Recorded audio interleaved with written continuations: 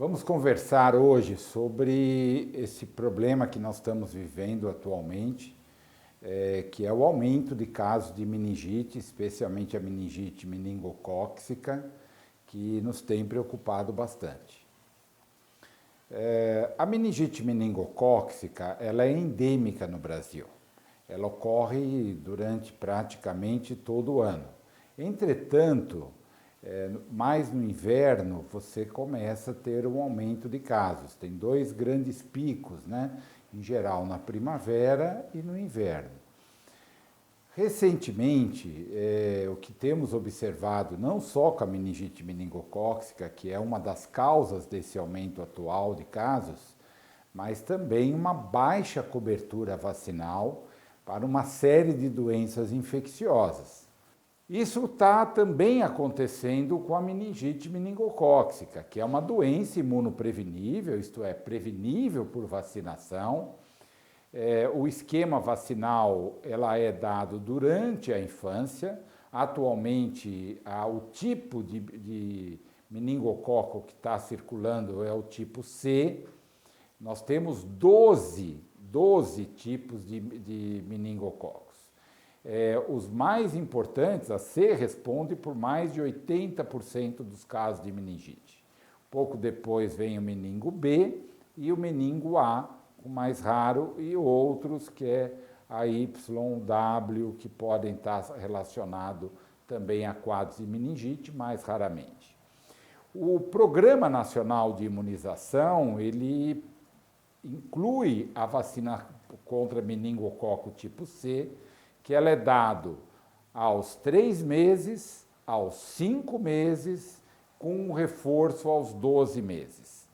E, posteriormente, é feito um novo reforço entre 11 a 14 anos, que, inclusive, foi feita uma expansão disso, anteriormente era até os 13 anos, foi aumentado isso até os 14 anos, exatamente porque essa bactéria, e não é vírus, é bactéria, está circulando na população. Nós temos vivido essa situação de surtos, especialmente na região leste, né, da cidade de São Paulo, na zona leste, na região da Vila Formosa, Aricanduva, aonde tem aumentado o número de casos de meningite causada por esse tipo C.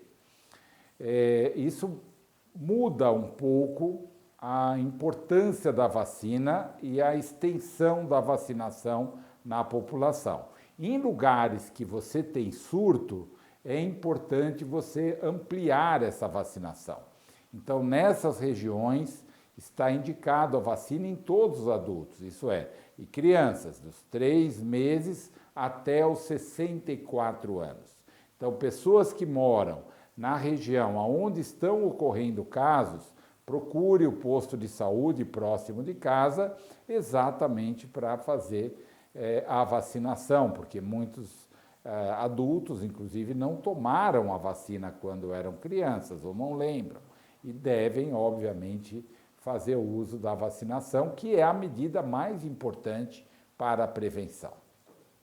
Bom, a meningite é uma doença, por que toda essa preocupação? Porque a meningite é uma doença gravíssima, né? Ela tem uma alta mortalidade, geralmente causada por um agente infeccioso, no caso atual a meningite pelo tipo C, do meningococo, leva a uma inflamação do cérebro, das membranas que revestem o cérebro, que são as meninges, então leva essa inflamação e um quadro de inflamação em todo o cérebro, que é chamada uma meningoencefalite durante toda a evolução da meningite.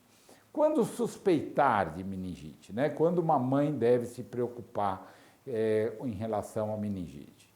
O quadro inicial ele é inespecífico, isso que muitas vezes a mãe leva mais tardiamente ao médico.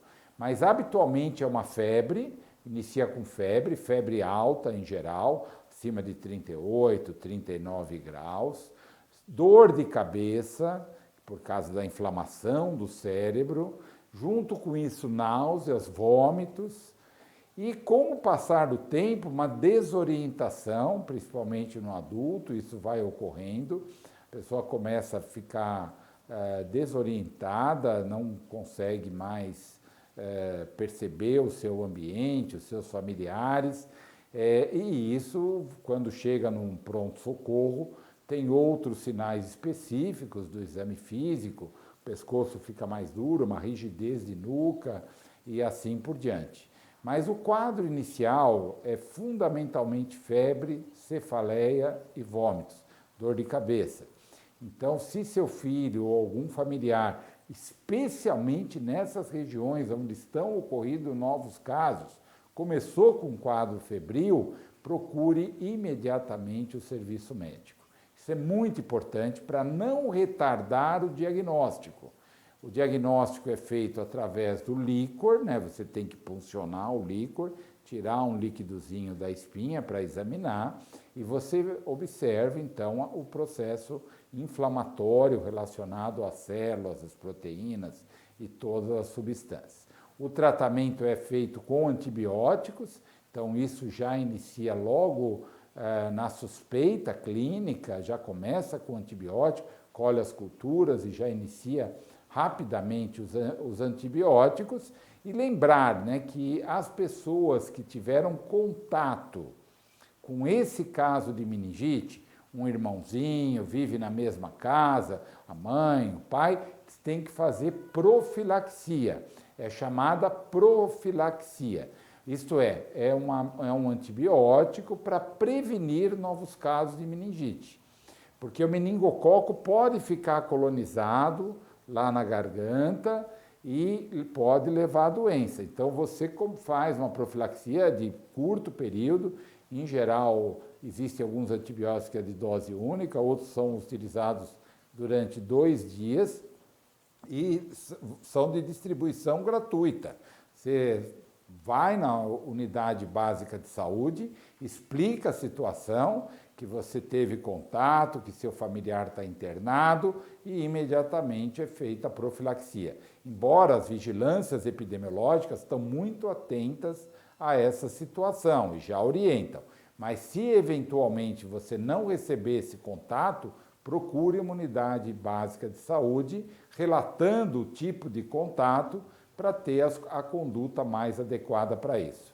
Lembrar que a meningite é uma doença transmitida por gotículas. Então, eu estou falando aqui, minhas gotinhas vão para 1 metro, 1,5 metro.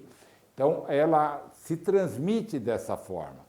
Por isso, durante a pandemia, por exemplo, de Covid, que nós tivemos entre 2020 e 2021, o número de casos de meningite meningocócica diminuiu muito.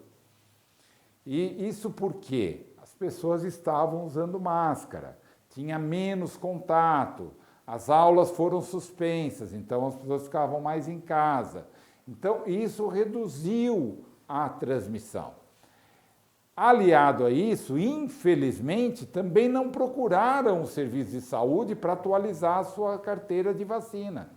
Então, você tem uma alta taxa da população que não está vacinada contra meningococo e outras doenças que são muito importantes. Então, as vacinas, elas são muito seguras e eficientes para prevenir essas doenças que podem ter uma gravidade muito alta, levar à morte e mesmo deixar sequelas para o resto da sua vida. Então, procure os postos de saúde, as unidades básicas, para atualizar a sua carteira de vacinação.